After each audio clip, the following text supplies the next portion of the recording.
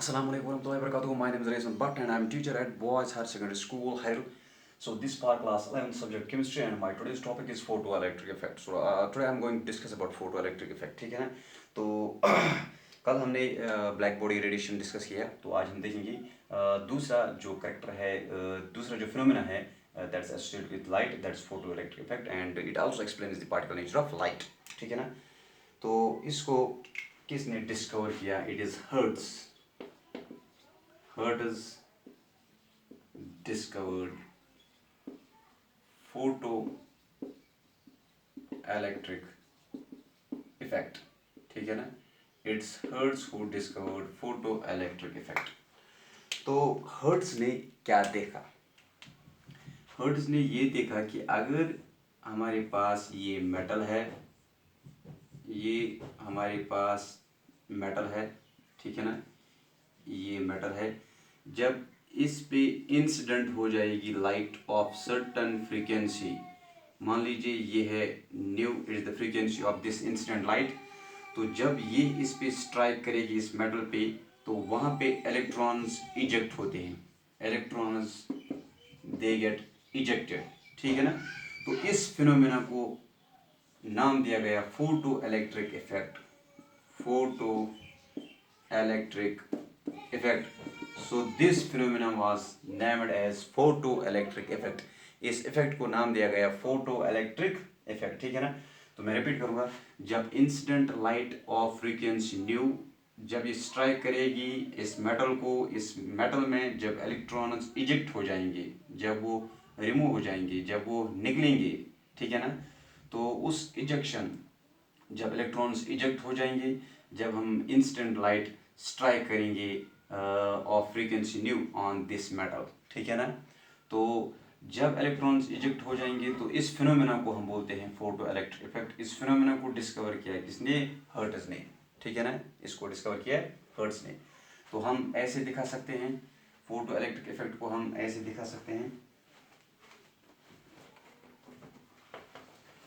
Photo electric effect को हम ऐसे दिखा सकते हैं. तो मान लीजिए ये है मेरे पास एक मेटल स्ट्रिप है, यहाँ पे है ये मेटल स्ट्रिप, एक इलेक्ट्रोड, यहाँ पे है दूसरा इलेक्ट्रोड, यहाँ पे है दूसरा इलेक्ट्रोड. इसको हम कनेक्ट करेंगे बैटरी के साथ, इसको हम कनेक्ट करेंगे इसके साथ, बैटरी के साथ, दिस नेगेटिव दिस पॉजिटिव. ठीक है ना? तो यहाँ पे है नेगेटिव इलेक्ट्रोड, ये है पॉजिटिव इलेक्ट्रोड. जो ही इस पे लाइट पड़ती है, when light is incident on this metal strip, तो यहाँ पे इलेक्ट्रॉन्स इजेक्ट होते हैं. ठीक है ना? So electrons gets ejected. तो इलेक्ट्रॉन्स इजेक्ट होंगे, क्योंकि इलेक्ट्रॉन्स होते हैं नेगेटिवली चार्ज पार्टिकल्स, वो किसकी ओर मूव होंगे? वो होंगे पॉजिटिवली चार्जड एनोड की ओर move. And this is photo electric effect. And these electrons, इन इलेक्ट्रॉन्स को नाम दिया गया है photo electrons. So these electrons are named as photoelectrons. इन इलेक्ट्रॉन्स को नाम दिया गया है फोटो इलेक्ट्रॉन्स. ठीक है ना? तो फोटो इलेक्ट्रिक इफेक्ट में कुछ ऑब्जर्वेशंस की गई, कुछ ऑब्जर्वेशंस की गई. पहली ऑब्जर्वेशन वो ये है कि कोई भी लाइट फोटो इलेक्ट्रिक इफेक्ट काज नहीं कर सकती. ठीक है ना? तो लाइट को चाहिए, जैसे हमारे पास कोई भी 12th का स्टूडेंट, मान लीजिए मेरे पास स्टूडेंट ए है, 12th का स्टूडेंट बी है, तो नीट में अपियर होने के लिए एक स्टूडेंट के पास 12th में अगर साइंस होगा तो कम से कम, जब साइंस होना चाहिए, मेडिकल स्ट्रीम होनी चाहिए. ठीक है ना? तो मेडिकल स्ट्रीम जब एक 12th के स्टूडेंट को होगी, मान लीजिए मेरे पास 12th का स्टूडेंट है, स्टूडेंट ए स्टूडेंट बी, दोनों की मेडिकल स्ट्रीम है. अब छोड़ो मेडिकल स्ट्रीम की बात, तो बात करेंगे मार्क्स की. तो इसने सिक्योर की है 12th में, लेट अस सपोज 51% मार्क्स, तो इसने सिक्योर किए है 49.9% मार्क्स. तो नीट के लिए जो एलिजिबिलिटी परसेंटेज है वो है 50% इन 12th क्लास. तो 12th क्लास में 50% होनी चाहिए. इसका मतलब है कि इसका मतलब है कि जो स्टूडेंट ए है इसकी परसेंटेज 51% है, स्टूडेंट बी है इसकी परसेंटेज है 49.9। चूँकि एलिजिबिलिटी परसेंटेज जो नीट में होती है वो है 50%। इसका मतलब है स्टूडेंट ए अपीयर हो सकता है एग्जाम में, स्टूडेंट बी एलिजिबल नहीं है। ठीक है ना। although both are the students of 12th class, although both have qualified 12th class examination। ठीक है ना। ऐसे ही यहाँ पे देखा गया है कि कोई भी फ्रीक्वेंसी लाइट की फोटो इलेक्ट्रिक इफेक्ट नहीं दिखा सकती है। There must be thresh light having a threshold frequency. ठीक है ना। तो वही लाइट जिसके पास जो फ्रीक्वेंसी है वो थ्रेशहोल्ड फ्रीक्वेंसी होनी चाहिए। So this is threshold frequency.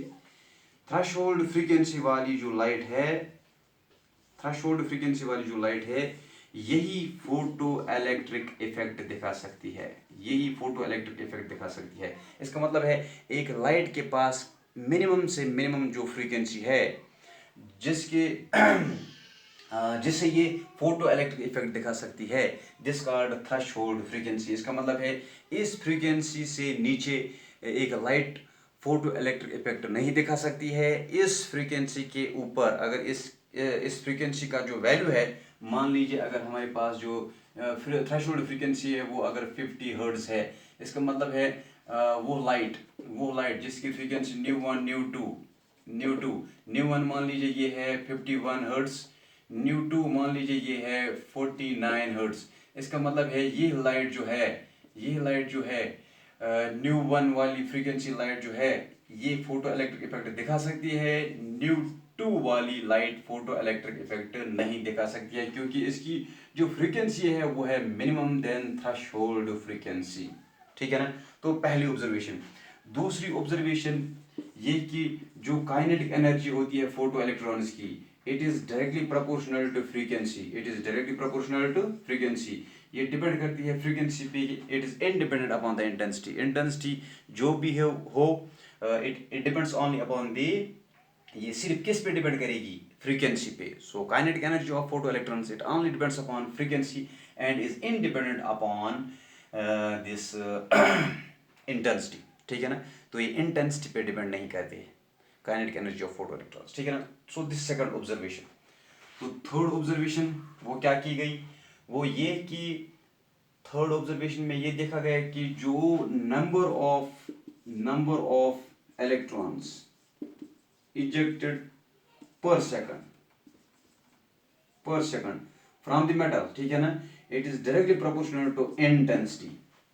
तो नंबर जो होगा इलेक्ट्रॉन्स का, ठीक है ना, इलेक्ट्रॉन्स की kinetic energy that depends upon the frequency of radiation. Incident radiation की फ्रीक्वेंसी क्या है उसी एतबार से काइनेटिक एनर्जी होगी इजेक्टेड इलेक्ट्रॉन्स की।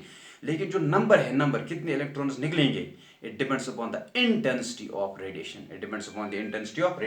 सो these were three important observations regarding photo electric effect। तब जब फोटो इलेक्ट्रिक इफेक्ट देखा गया तो उसमें कुछ चीज़ें देखी गई। तो वो ये थी कि एक लाइट के लिए अगर इस रेडिएशन को फोटो इलेक्ट्रिक इफेक्ट करना है तो कम से कम इसकी फ्रीक्वेंसी होनी चाहिए थ्रेशहोल्ड फ्रीक्वेंसी। इससे ज़्यादा वो ठीक है, तो इससे कम that's not eligible for photo electric effect, जैसे मैंने यहाँ पे एग्जांपल में दिखाया आपको। ठीक है ना। ऐसे ये सेकंड ऑब्जर्वेशन है, kinetic energy is directly proportional to frequency means kinetic energy of ejected electrons, it's directly proportional to frequency। And we have third observation, that's number of electrons ejected per second, that's directly proportional to intensity। So these were the observations regarding photoelectric effect। अब हम देखेंगे explanation regarding photoelectric effect।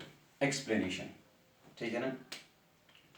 So explanation regarding photoelectric effect, इसको explain किया किसने, planks quantum theory ने इसको explain किया। तो आइंस्टाइन के एतबार से जो एक फोटॉन होता है, अकॉर्डिंग टू आइंस्टाइन जो फोटॉन होता है इसकी एनर्जी होती है डायरेक्टली प्रोपोर्शनल टू न्यू। ठीक है ना। और यहाँ से जो न्यूक्लियस होता है, ये हमारे पास इलेक्ट्रॉन है, ये सिचुएशन है इन एटम।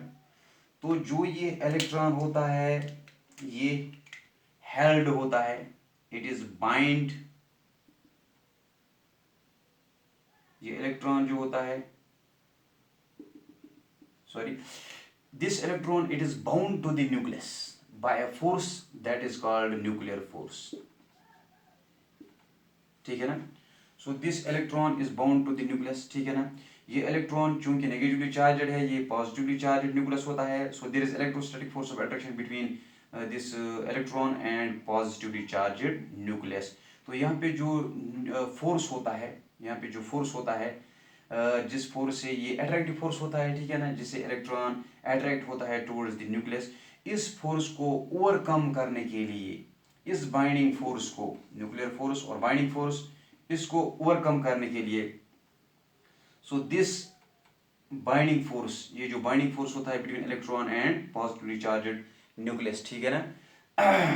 तो इस बाइंडिंग फोर्स को ओवरकम करने के लिए जो फोटॉन्स होते हैं, उनकी एनर्जी सफिशिएंट होती है to overcome this binding force, इस बाइंडिंग फोर्स को ब्रेक करने के लिए. जब फोटॉन इस बाइंडिंग फोर्स को ब्रेक करेगा तो इलेक्ट्रॉन इजेक्ट हो जाएगा according to Planck's quantum theory, ठीक है ना. तो प्लैंक्स क्वांटम थ्योरी के एतबार से जो फोटॉन होता है, इसकी एनर्जी होती है डायरेक्टली प्रोपोर्शनल टू न्यू. तो जो फोटॉन होता है, स्मॉल पैकेट ऑफ एनर्जी होता है, ये जो बाइंडिंग फोर्स होता है इलेक्ट्रॉन और न्यूक्लियस के दरमियान, ये इस फोर्स को ओवरकम कर सकता है. तब जाके जो इलेक्ट्रॉन है ये इजेक्ट हो जाएगा. तो हम ऑब्जर्व करेंगे फोटो इलेक्ट्रिक इफेक्ट. तो इसकी जो एनर्जी फोटॉन की होती है, इंस्टेंट फोटॉन की एनर्जी, इसको हम ऐसे रिप्रेजेंट कर सकते हैं. जो एनर्जी होती है इंस्टेंट फोटॉन की, तो ये यूटिलाइज हो सकती है इन इजेक्टिंग द इलेक्ट्रॉन. तो जब ये इलेक्ट्रॉन को इजेक्ट करेगी, उस टाइम जो कम से कम एनर्जी इसके पास होगी, उसको बोलेंगे हम थ्रेशहोल्ड एनर्जी. जैसे यहाँ पे कम से कम जो परसेंटेज है for this eligibility, that is 50%, ठीक है ना. फॉर्म सबमिट करने के लिए कम से कम 12th में होनी चाहिए 50%. ऐसे ही यहाँ पे जो एनर्जी होती है, मिनिमम एनर्जी इलेक्ट्रॉन को इजेक्ट करने के लिए, उसको हम बोलते हैं थ्रेशहोल्ड एनर्जी. तो हम लिख सकते हैं E, energy of instant photon is equal to threshold energy plus H plus kinetic energy of the ejected electrons plus KE, kinetic energy of the ejected electron. अब हम देख सकते हैं यहाँ पे 3 case. So first case, if अगर energy instant photon की energy अगर होगी इक्वल टू थ्रेशोल्ड एनर्जी, अगर ये इसके बराबर होगी, तो सिर्फ हम देखेंगे इजेक्शन ऑफ इलेक्ट्रॉन्स, तब जाके सिर्फ इलेक्ट्रॉन इजेक्ट होगा, इसको कोई काइनेटिक एनर्जी नहीं मिलेगी, ठीक है ना. तो अगर इंस्टेंट फोटॉन की एनर्जी जो है, अगर वो लेस देन है थ्रेशोल्ड एनर्जी, नो इजेक्शन. इसका मतलब है हम फोटो इलेक्ट्रिक इफेक्ट नहीं देखेंगे. अगर एनर्जी इंस्टेंट फोटॉन की एनर्जी जो फोटॉन स्ट्राइक करता है, ठीक है ना, एक एटम पे इलेक्ट्रॉन्स को इजेक्ट करने के लिए, अगर उसकी एनर्जी होगी, इंस्टेंट फोटॉन की एनर्जी होगी less than threshold energy, no ejection, ठीक है ना, वो इस फोर्स को तब जाके ओवरकम नहीं कर सकता है, ठीक है ना. तो नो इजेक्शन, तो वहाँ पे हम फोटो इलेक्ट्रिक इफेक्ट नहीं देखेंगे. अगर एनर्जी होगी इंस्टेंट फोटॉन की इक्वल टू थ्रेशोल्ड एनर्जी, तो हम इजेक्शन देखेंगे, लेकिन कोई काइनेटिक एनर्जी इंपार्ट नहीं हो जाएगी इलेक्ट्रॉन को, ठीक है ना. तो तीसरा केस जो है, if energy of instant photon it is greater than threshold energy, ठीक है ना, तब जाके इजेक्शन भी हो जाएगी, and the part of energy which is left, वो जो बची हुई एनर्जी है, that will impart kinetic energy to the ejected electrons, ठीक है ना. तो यहाँ पे जो फोर्स होगा, बाइंडिंग फोर्स होगा between electron and positively charged nucleus, इस फोर्स को ओवरकम करने के लिए एक फोटॉन जो है, उसकी एनर्जी इतनी होती है कि वो इस फोर्स को ओवरकम करे. अगर वो इतनी होगी कि इस फोर्स को ओवरकम कर सकती है, तो इजेक्शन होगा. अगर नहीं होगी तो इजेक्शन नहीं होगा, ठीक है ना. So this was the explanation regarding photo electric effect. यहाँ पे जो फोर्स होगा, force between this electron and positive charge, that's binding force, ठीक है ना, दैट्स बाइंडिंग फोर्स. एंड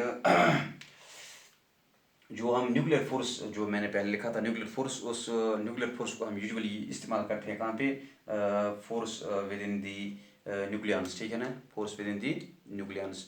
तो यहाँ पे हम न्यूक्लियर चार्ज भी इसको बोल सकते हैं, ठीक है ना, न्यूक्लियर चार्ज भी बोल सकते हैं. जो पॉजिटिवली चार्ज यहाँ पे न्यूक्लियस होता है, उस पर जो चार्ज होती है, न्यूक्लियर चार्ज होती है, उस वजह से जिस पे जो उस वजह से जो इलेक्ट्रॉन पे अट्रैक्टिव फोर्स होगा जिसको हम बाइंडिंग फोर्स बोलते हैं, उस बाइंडिंग फोर्स को ओवरकम करने के लिए फोटोन जो है इसकी एनर्जी यूटिलाइज होती है, ठीक है ना।